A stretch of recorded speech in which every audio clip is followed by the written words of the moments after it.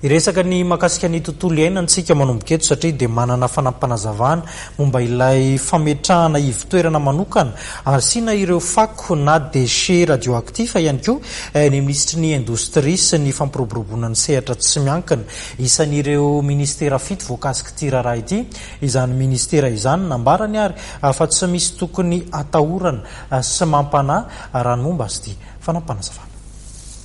Communication verbale moa zany la fampitanam-bava ny entina aloha ny fampitanam-bava entina anairana ny ministera rehetrarehetra satria atsika tsara fa eto any tontolo iainana na ny loto na ny fako dia tsy ny ministera ny industrie ihany na ny défense rery ihany fa ny ministera rehetra no pisahana io. Ny fampitanam-bava zay nataonay dia entina ilazana fa isika eto Madagasikara koa dia mampiasa ireny fitaovana efa raitra ary fomba ary mampiasa koa le hoe misy hoe produit radioactif tsy tokony ariana be fahatany fotsiny tsony ireny.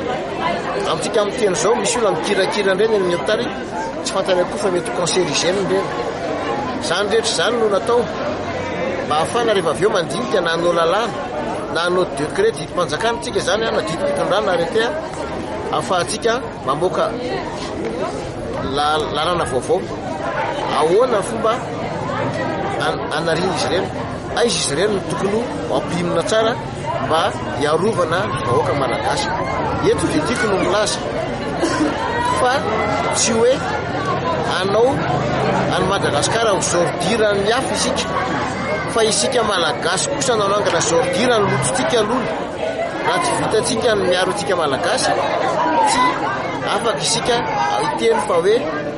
madio ny eto amintsika ho atsika malagasy nanaovana an'io fakotsika ny lototsika eto Madagasikara no alaina amin'izy io mikirakiraina amin'ny fomba manaraka ny fenitra tokony izy. Misy matsy miteny hoe ho atao zordirany avy any ivelany ve tsika zany raha mamita zavatra dia mieritreritra fa ny avy any ivelany foana fa itsika malagasy ny elona ara-pamena aloha dia aloha itsika malagasy no atao ary tsy tsika indray tokony ampitahotra atsika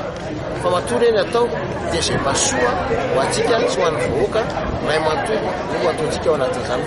fametrahana zany fampitanam-bava zany alohan'ny akaresana makany amin'ny fanatanterana amin'ny anaran'ny lalàna ho na ny didim-panjakana ireny rehetra ireny.